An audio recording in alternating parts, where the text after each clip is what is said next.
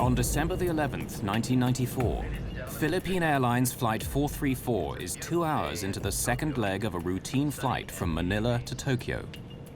An unsuspecting passenger is sitting on a ticking bomb. The explosion on board cripples the flight control system. Unless the pilot can regain control, the jumbo jet may crash into the Pacific Ocean.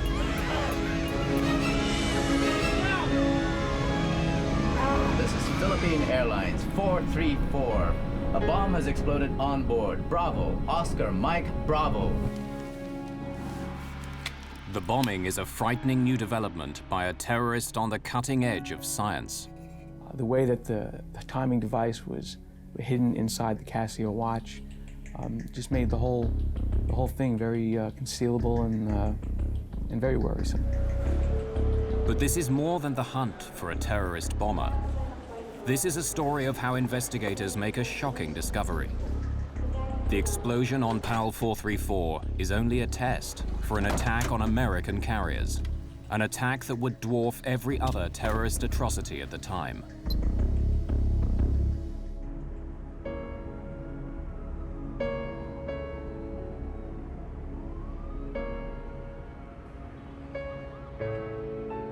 It's before sunrise on December the 11th, 1994. While most inhabitants of this city of 1.5 million have a few more hours to sleep, 26-year-old Amaldo Forlani makes an early start.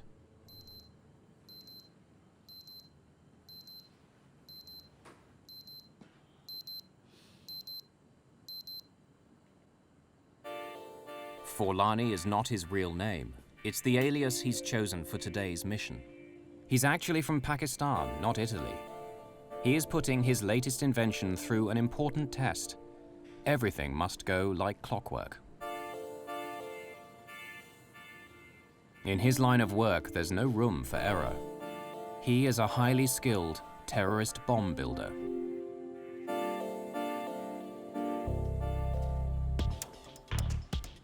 He packs the liquid explosive bomb very carefully.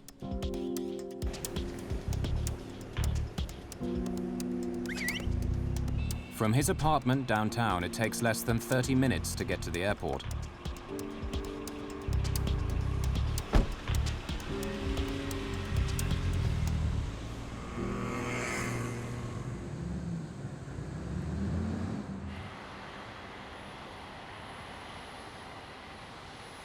He arrives in plenty of time for his 5 a.m. flight with Philippine Airlines. Before he can board, the bomber must outwit airport security screening procedures. He's designed the components of his bomb to pass undetected by X-ray and metal detection equipment. Or so he hopes.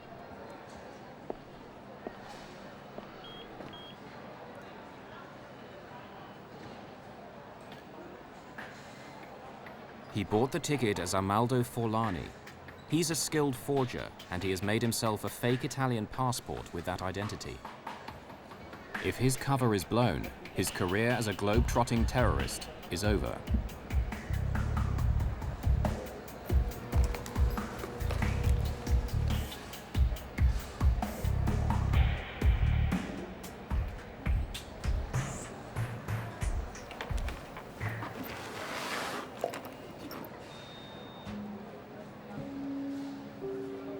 Having successfully got the bomb through airport security, he boards his Philippine Airlines flight.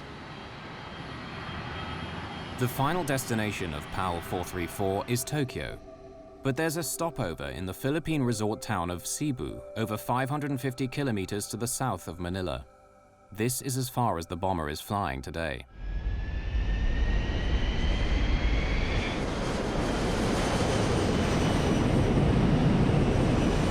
That's 10,000 feet, and weather's still looking clear. Thanks, Dex. I'm engaging autopilot.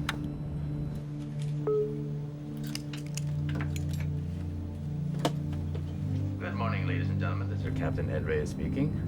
Welcome aboard Flight 434, flying south from Manila to Cebu and continuing onward to Narita Airport, Tokyo. Flight 434 is under the command of Captain Ed Reyes, a former Air Force pilot who's been flying for Philippine Airlines for 9 years. And our estimated arrival time is now 5:45. The weather in Cebu is... The first leg of the flight is fairly empty.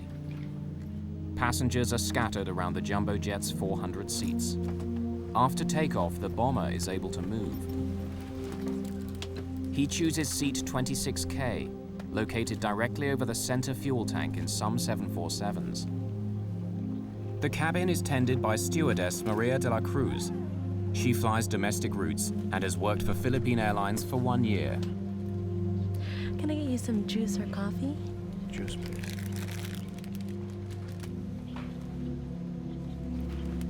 Now the bomber must find a vacant lavatory to assemble the explosive device.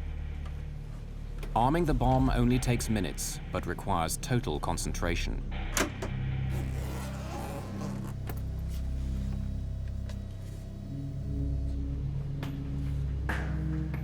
The final step is setting the timer so it will explode in 4 hours' time, long after he leaves the plane.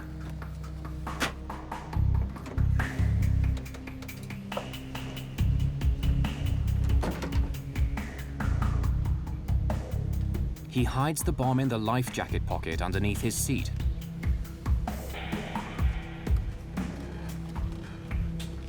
He then changes seats.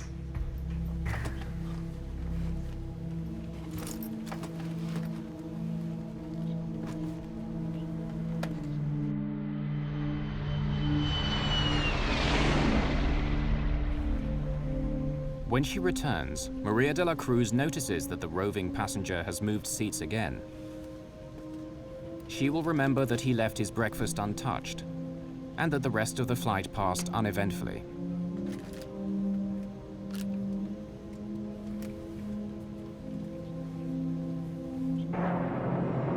As Philippine Airlines Flight 434 begins its final approach into Cebu, more passengers are getting ready to board the aircraft that will take them onwards to Tokyo.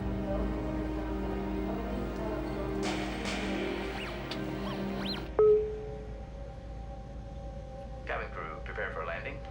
Cabin doors to automatic.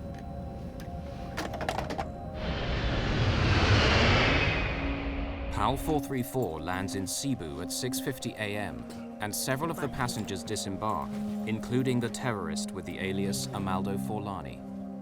Bye-bye. Thank you.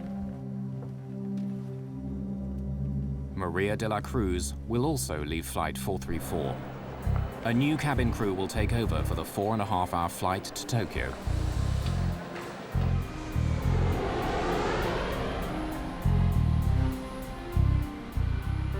"256 new passengers board the 747 that arrived from Manila. Many of the passengers in this cabin are Japanese. Among them is 24-year-old engineer Haruki Ikegami. He's looking forward to getting home to Tokyo after his first trip overseas.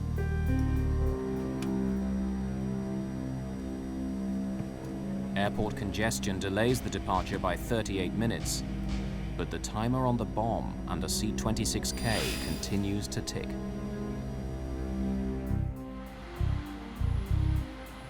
"8:30 a.m., December the 11th, 1994.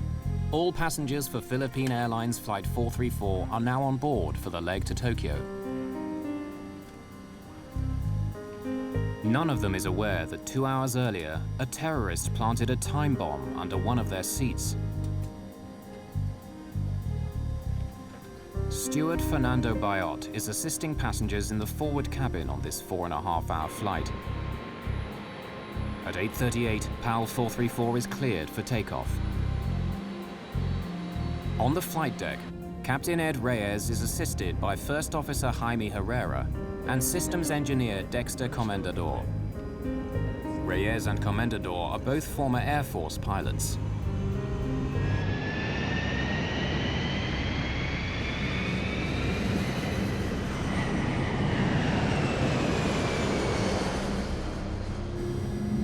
Haruki Ikegami is seated in 26K, the seat occupied by the bomber earlier on the first leg of Flight 434 from Manila to Cebu.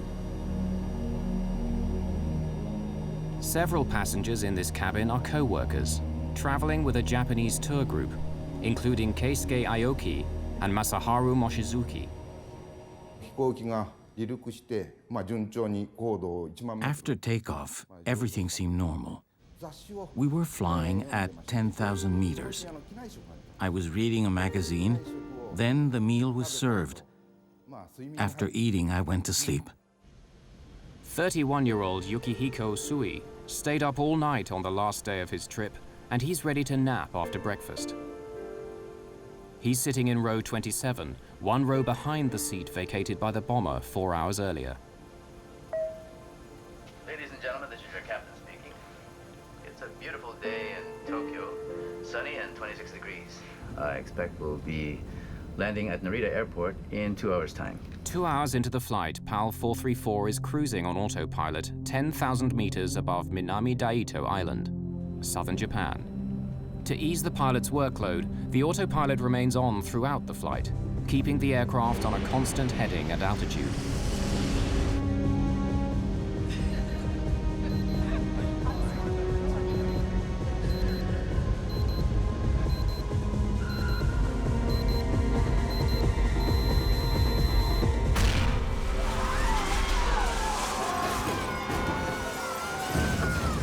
God forgive me.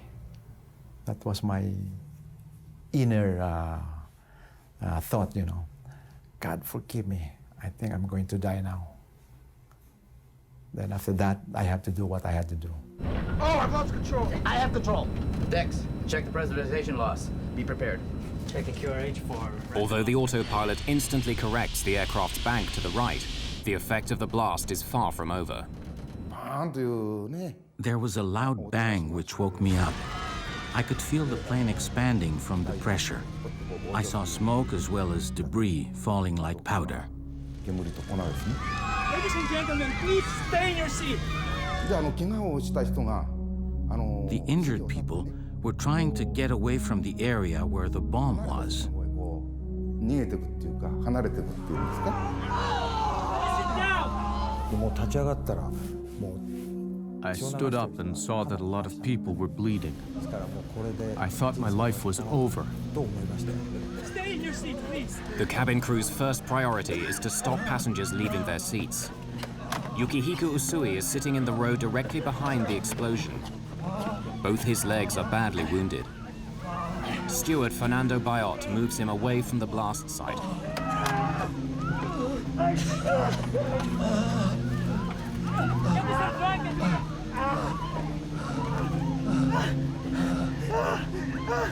Please sit down and fasten your seatbelt.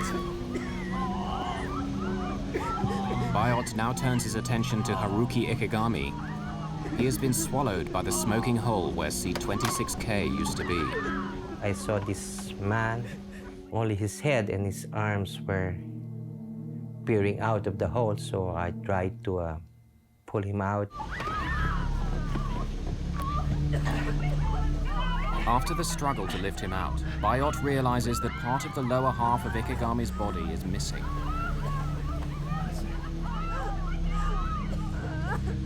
Within a couple of minutes, he dies. The cabin crew do not want Ikegami's death to panic passengers, so they pretend to minister to him. Bayot then reports to the captain. Oh, Captain. Okay. Keep the passengers calm. Make sure they stay in their seats. There's been an explosion in row 26. One dead and several injured, and the cabin's full of smoke. There's a hole in the floor. Go inspect the damage, Dex. Yes, sir. Reyes' first concern is that the blast could make a hole in the aircraft's skin. This would lead to sudden depressurization in the cabin and necessitate an emergency descent. There was a huge gaping hole beside her, and if a small tear in the skin of the aircraft was, if there were a hole there, it most probably would open up and then pull us out of the aircraft. When I saw that there was no damage to the outer skin, I went up and reported to the captain. Well, we assumed that the pressurization system would hold. Immediately after the explosion, the co-pilot's steering wheel slams to the right. and the aircraft banks in the same direction. The autopilot immediately corrects the deviation, but soon Reyes discovers that the autopilot steering system is another victim of the blast. Then I said, okay, I'm going to try to turn the airplane using the autopilot, but there was no reaction, whether I tried it to make it go down or up, or left and right turns, no reaction. I said, now we have a problem. This is not Reyes' only problem. In the cabin, one of the injured passengers needs urgent medical attention. Tokyo is still 2.5 hours away, and Reyes decides to try and land at Naha Airport on the island of Okinawa, located 74 kilometers to the west. He orders the co-pilot to make a Mayday call. Yes, sir. Naha, PAL 434, heavy declaring emergency. Explosion on board. We have casualties. Requesting emergency landing at Naha. We will need full emergency services on landing. PAL 434, Naha, please repeat. Say again. Naha, PAL 434, heavy declaring emergency. Explosion on board. We have casualties. Request emergency landing at Naha. We will need full emergency Getting the Japanese air traffic controller to understand the emergency proves to be difficult. Naha, Naha, Naha. This is Philippine Airlines 434, flight level 330. A bomb has exploded on board. Bravo, Oscar, Mike, Bravo. Bomb explosion. Request emergency landing at Naha. And there was silence. Then the controller came in, another controller, an American. Okay, Philippine 434, I'm taking over. The American air traffic controller is from an American base on Okinawa. Turn left, heading. No, I shot back. We cannot turn at this moment yet. We will tell you when we are starting to turn towards Naha. We have problems with our flight controls. Ladies and gentlemen, this is your captain speaking. We will be making an early landing at Naha Airport in Okinawa. We'll be landing as soon as possible, so please remain in your seat with your seatbelt fastened. But landing at Naha is easier said than done. The autopilot is not responding to any of Reyes' commands, and PAL 434 is heading straight past Okinawa. Reyes must find a way to steer if he is to have any chance of landing safely. But disengaging the autopilot might result in losing what minimal control he still has over the aircraft. Okay. Let's keep the seatbelt sign on. When we disengage the autopilot, we might lose control, so be ready. Since the autopilot won't react to any inputs that I make, I was scared if I disengage the autopilot, the aircraft might make a sudden bang to the right that we might not be able to control. At the count of 3, I'll disengage. 1, 2, 3.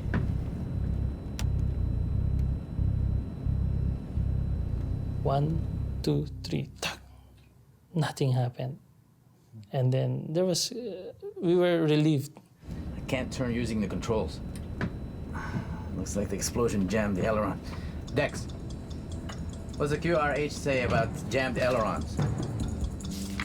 The QRH, or Quick Reference Handbook, is the pilot's Bible that lists procedures that must be followed in emergency situations. Jammed flight controls. Use maximum force possible, including both pilots if required. Okay. Let's force it.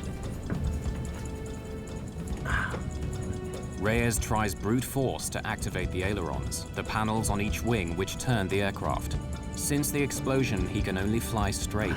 Not getting anything from the ailerons. Can't get off this heading. All right. Okay. Re-engage the autopilot while I work out our options. It's taking much longer to land than was announced. We were told it would only be 20 minutes, but it was really 1 hour before we landed. It was very frightening. Although they survived the bombing, passengers are now getting anxious about landing safely at Naha Airport. Since there was so much time before landing, I started writing a will. I wrote the will to my son, telling him to be strong. As PAL 434 looks like missing Naha Airport, Reyes comes up with another plan. We gotta turn. We'll have to use differential power. Disengage auto throttle. Pull back 3 and 4.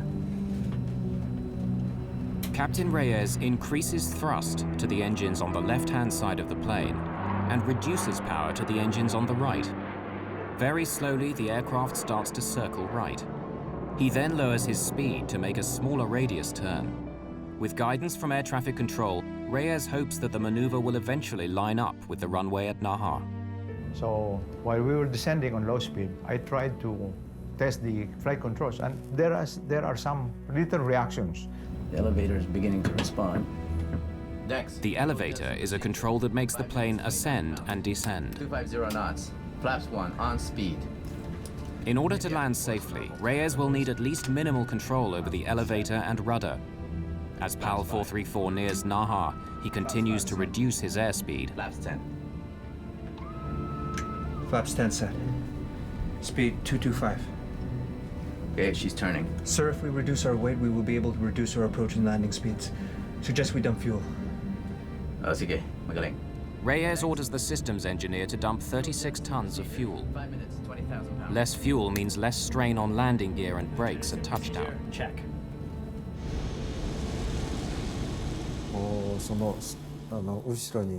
I was terrified when I saw the smoke trail behind each wing. I thought something must be burning and there would be another explosion. As the time to touchdown gets closer, Reyes worries that the bomb may have done more as yet unknown damage to the aircraft. I'm not certain our landing gear will hold up. Strap yourself in. I'll breathe the purser. So he talked to the head of the cabin crew and he said, "We're not sure if the gears will go down, and in case the gears collapse while landing, be ready to evacuate." It's either you make it or you die. That's because you cannot do anything anymore. Runway in sight. With only minimal control over the aircraft, Reyes faces the most challenging landing of his career.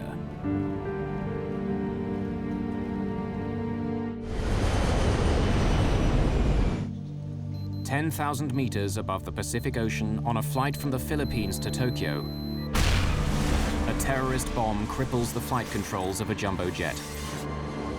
As PAL 434 starts its final approach, the 292 people on board are pinning their hopes of survival on the skill of Captain Ed Reyes. I know everybody was scared. We are all scared. I know that. Gear down. The gears were supposed to come down a few seconds, but that was the longest second. Because we were waiting for the greens to come on. Take a long time. It took a long time. It was a long few seconds until when it locked. 3 greens, sir. Okay. I'm disconnecting the autopilot and landing manually, okay? Dex, monitor my descent rate, call altitude and speed. Flaps 30. Okay, 500 feet on course. Flaps 30 set. Help me with the elevator. When I say push, I want you to push. Okay, 200 slightly left. Correcting. Push. 100. 50. 30. Power off. Pull. Your last command was pull. Yeah, my last command was pull.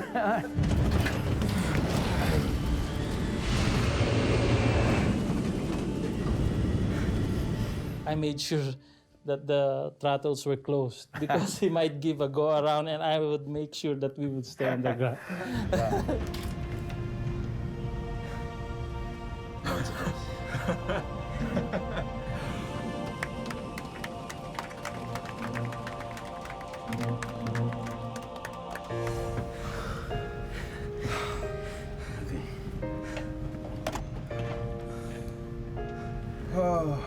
Ladies and gentlemen, this is the captain speaking.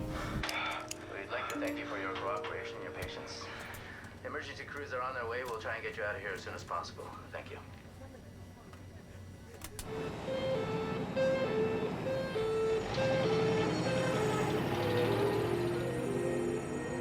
The Philippine Airlines 747 is now a crime scene under Japanese jurisdiction. As investigators from the Okinawa Police Department set out to solve the mystery of what happened, They turn their attention first to the dead man in seat 26K. The forensic pathologist recovered 94 fragments embedded in Ikegami's buttocks by the explosion. He suffered severe internal injuries and massive loss of blood. But tragic as it was, the effects of the explosion could have been much worse.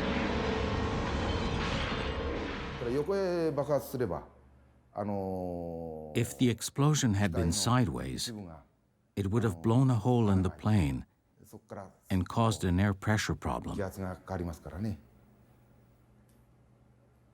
In a sense, it was good that the blast was vertical. But we have to remember the victim. He died to save the rest of us.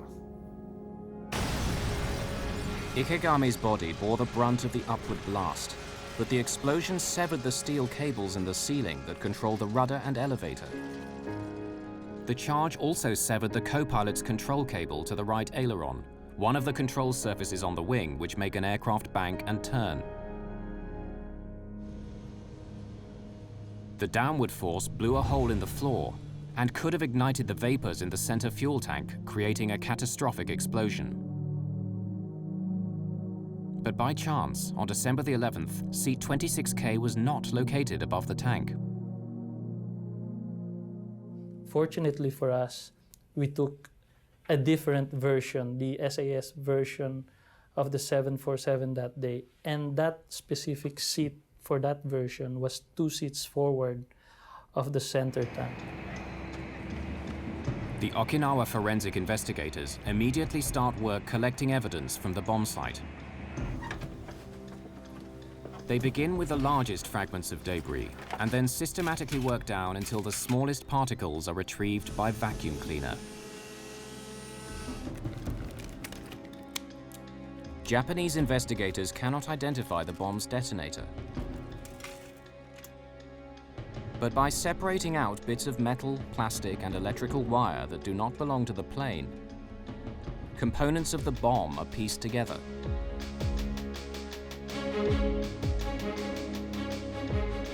One forensic investigator is able to identify the bomb's timer. By reconstituting dozens of burnt fragments, he discovers it's a modified digital wristwatch. Investigators also discover that one of the bomb's 9-volt batteries is only sold in the Philippines. It's another clue that suggests that the bomber could be based there. Philippine National Police Deputy Chief Sonny Reyes is on the case. In the later part of 1994, we already started to receive information, intelligence reports, that there were Middle Eastern personalities that were here already in the Philippines. On the night of January the 6th, 1995, almost 4 weeks after the bombing of PAL 434, the Philippine police get a lucky break. In his Manila apartment, the PAL 434 bomber has enlisted the help of an accomplice to mass-produce his new undetectable bomb.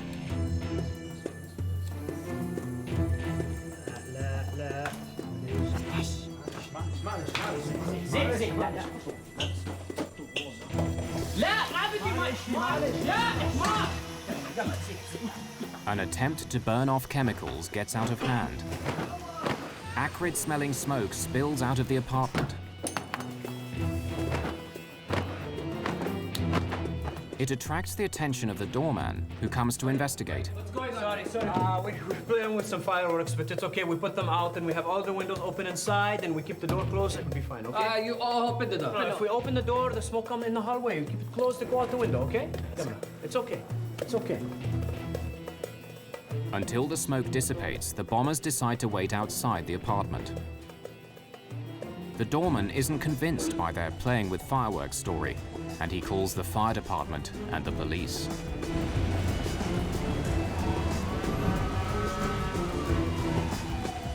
By the time the firemen come, the smoke is gone, and they leave after a quick check.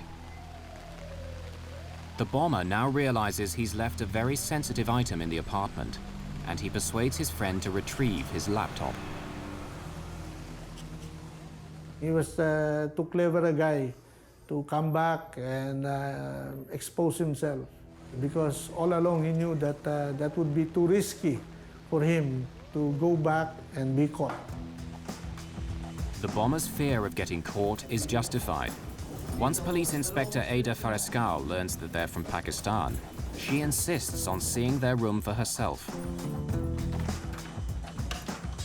The police in Manila are on high alert due to a planned visit by the Pope in a few days.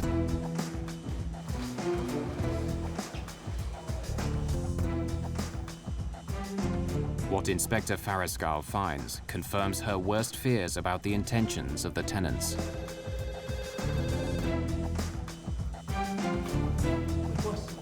Hey now. You, stop!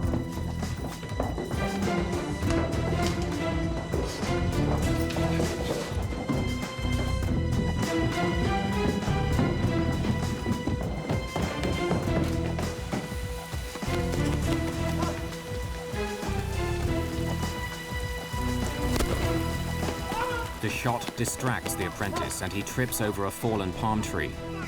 But the cop discovers he has no handcuffs. The doorman improvises with the drawstrings of his windbreaker. In the meantime, the bomber vanishes. One of the first senior officers to arrive at his apartment is Sonny Reyes.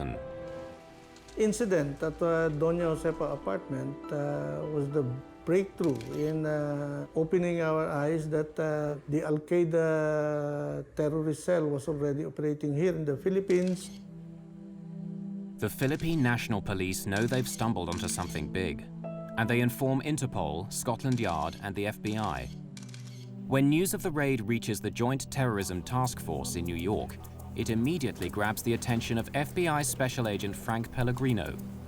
For 2 years, he has been hunting a terrorist called Ramzi Youssef, and it looks as if this might be his man. That's great. Well, he was always our focus since '93. I mean, at the time, that was he was the biggest fugitive around. As Philippine police comb through the apartment, they begin to find more evidence tying Youssef to the bombing of PAL 434.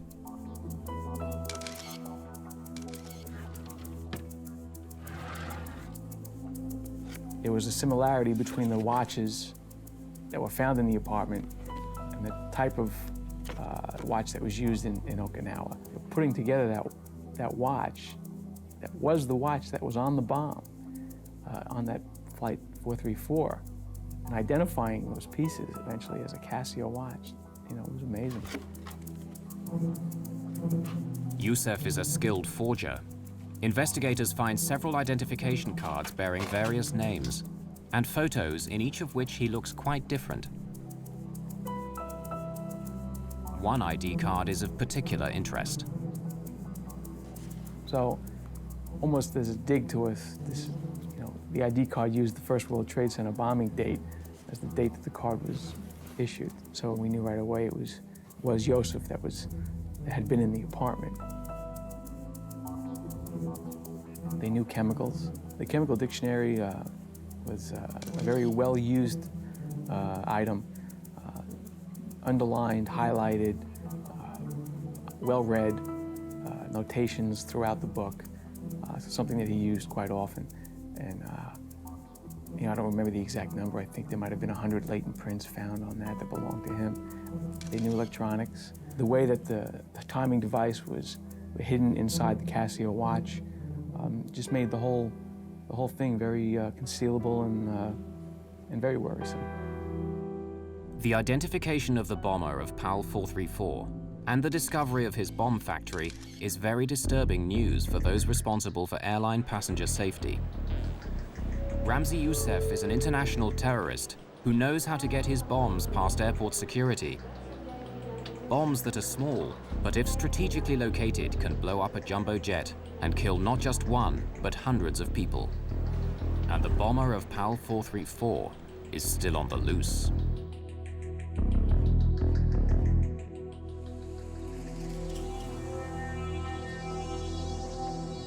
The Philippine National Police have stumbled on the hideout of an international terrorist. The FBI identify him as Ramzi Youssef. Evidence that Amaldo Forlani, the man who planted the bomb on PAL 434, is the same person as Ramzi Youssef, comes from the travel agent who sold him the Philippine Airlines ticket. Ramzi Youssef is just one of several aliases of a man who tops the FBI's most wanted list. An international terrorist with a $2 million bounty on his head. Youssef, whose real name is probably Abdul Karim Basit, was born and raised in Kuwait, where his father worked as an engineer. It was there that he met the friend that he enlisted to help him in the Manila bomb factory. When he was 18, Youssef's family returned to their Pakistan homeland. Youssef married and had 2 children.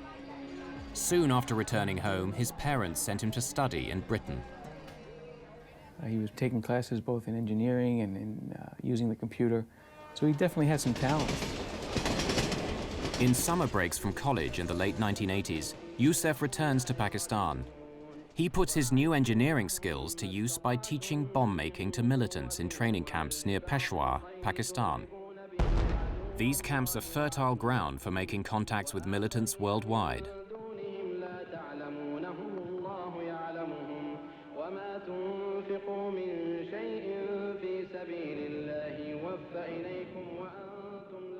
In September 1992, Youssef flies from Pakistan to New York to prepare for a major terrorist attack. On arrival at JFK, he presents a fake Iraqi passport and asks for political asylum from Saddam Hussein. The ploy works and he's allowed to enter the country. 6 months later, on February the 26th, 1993, one of the largest homemade bombs in American history explodes in the garage below the World Trade Center, killing 6 people, injuring hundreds, and causing $500 million worth of damage. That night, Youssef is on a plane back to his home in Pakistan. He was an action figure. He wanted to keep doing things. He wasn't happy with the one success he had. 18 months after the World Trade Center attack, Youssef flies to Manila to fine-tune the bomb that he plants on PAL 434. According to Sonny Reyes, the Philippine capital suits him. Ramzi Youssef loved to enjoy life. He is a ladies' man. He associated himself with a lot of girlfriends, and he liked to party.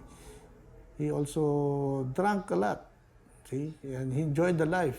Terrorists, they are your normal day-to-day people, the guy next door. After the bombing of PAL 434, Youssef arranges for his childhood friend Abdul Hakim Murad to assist him in Manila. But on January the 6th, 1995, 2 weeks after his arrival, Murad is arrested and sent to the Philippine police headquarters for interrogation. It took 67 days to extract the details of how Youssef planted the bomb. My impressions of him was that he was strong-willed, he was determined. Initially, he did not break down in questioning. And it was only when the FBI team that came in and provided us with additional information or pieces of the puzzle that we did not have, that he started to talk. Tiny chemical traces of the explosive were found on PAL 434, and Murad eventually admits that Youssef uses liquid nitroglycerin that he's stabilized and concealed in a bottle of contact lens solution.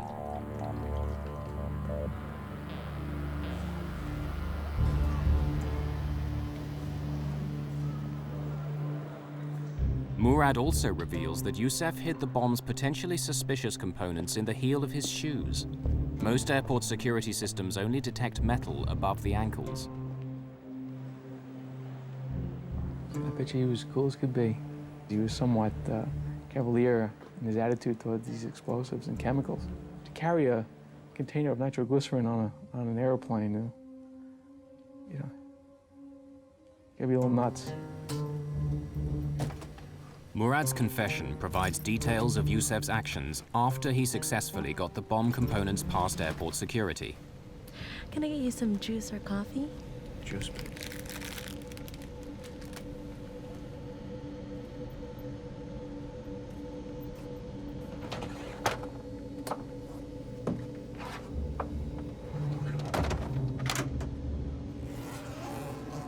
Youssef designed the device so the innocent-looking components can be quickly transformed into a lethal bomb. Youssef has modified a digital wristwatch as the bomb's timer. This is wired to a detonator inside the bottle of nitroglycerin.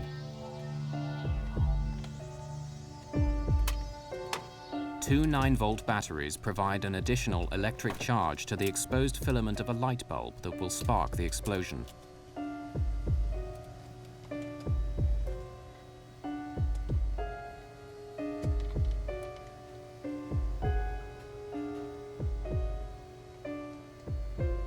Youssef sets the alarm for 4 hours later, when he anticipates the plane will be flying high over the Pacific Ocean.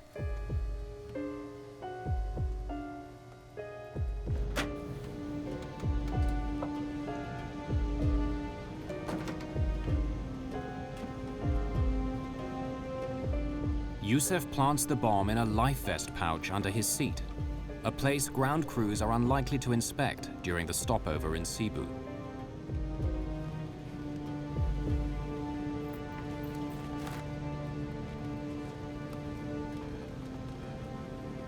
Soon after, he gets off the plane and disappears.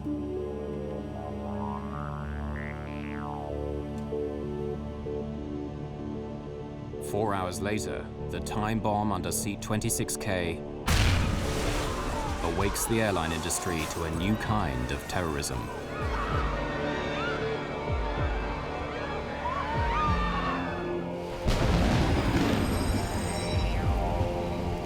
Murad's confession confirms Pellegrino's suspicions. This is just the kind of sophisticated plot he has come to expect from Ramzi Youssef. But Pellegrino is still shocked by what Murad says next. PAL 434 was only a test, a dry run for a much larger terrorist plot that will kill thousands of airline passengers. A highly skilled terrorist, Ramzi Youssef, has already set off a new type of bomb on an aircraft. Now the FBI discovers Youssef wants to blow up more planes, and he continues to evade capture. FBI investigators find evidence of Youssef's meticulous planning on secret files on the laptop that he so desperately wanted his accomplice to retrieve. On the laptop computer found in the Josepha apartment building was a file which laid out a plan for 5 individuals using code names, individuals not mentioned on the plan, to board about 3 planes each, 2 planes, a couple of people had 3 planes, planting bombs on the planes, and then returning back to their home. Hoping when they planted the bombs and with the timing devices, if everything went well, all bombs would go off within about a 6-hour time period. Any more than one would have been an airline disaster. So, you know, if they were 50% successful in their plan, I think it would have scared a lot of people for a long time. The file on Youssef's laptop reveals that the plan, codenamed Bojinka, is foiled with no time to spare. The bombing of 12 American planes is meant to kill 4,000 passengers. Youssef's campaign of terror against the airlines is scheduled to start less than 2 weeks after the bust of his bomb factory in Manila. By the time Pellegrino and the FBI team arrive in the Philippines, Youssef is long gone. So it was a worry and it was a missed opportunity. But we also, on a lot of these fugitive type cases, you know, we're all not that different and everybody goes home. Everybody needs to go home. And so the investigation again would focus back to Pakistan. The FBI immediately begin a publicity campaign in Pakistan, promoting their $2 million reward for assistance in arresting Youssef. The strategy works. Youssef's latest recruit for yet another airline bombing blows the whistle. On the day Youssef is due to leave his hotel in Islamabad, a Pakistani SWAT team moves in.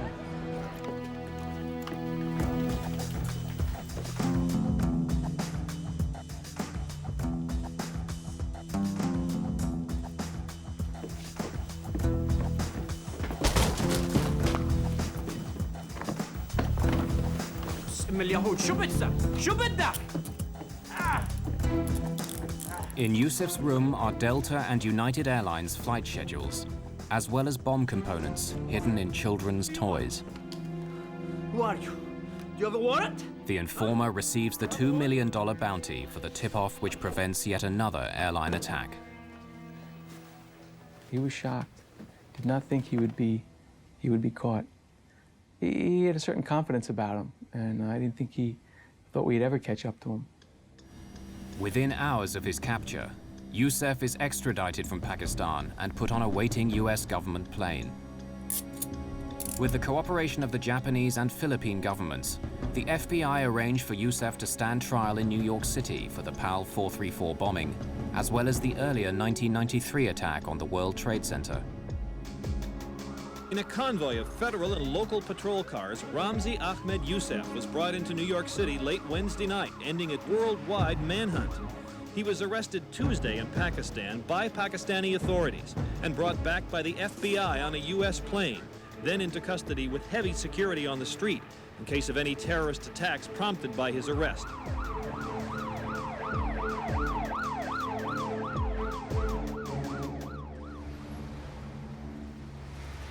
At his trial a year later in New York's Southern District Court, Yusef decides to handle his own defense against the advice of the judge. He performs better than expected, but he is found guilty on all charges related to the bombing of PAL 434 and conspiring to bomb 12 American passenger planes. Yusef is also found guilty in a second trial for the World Trade Center bombing. In his final summing up, Yusef justifies his actions.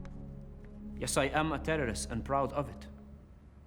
And I only support terrorism so long as it's against the United States government and against Israel, because you are more than terrorists. Although Pakistani, Yusef describes himself as Palestinian by choice. And he justifies the PAL 434 and World Trade Center bombings as punishment for a US foreign policy that favors Israel over Palestine. And hypocrites! For both crimes, he's sentenced to 240 years in prison. The judge recommends solitary confinement for life in the most secure prison in the United States, located in Florence, Colorado. It houses the country's most violent and dangerous prisoners, and it's where Yusef will spend the rest of his life, confined in a cell for up to 23 out of every 24 hours. We cannot afford to just sit down and count our victories with the arrest of Ramzi Yusef. Somebody else has already replaced him, and somebody else is already thinking of how to circumvent these security measures that we've put up. In the year following Yusef's attack on PAL 434, the Federal Aviation Administration certified a machine to detect explosives. Not one American carrier bought it. Only after 9/11 was a law passed that required US airports to deploy explosive detection systems. But the most reliable models are expensive or too slow and still not widely employed. Well, it was the old saying that we have to be right 100% of the time. Terrorists only has to be right once. Although there hasn't been a successful airliner bombing since PAL 434, those who forget the past may be destined to revisit it.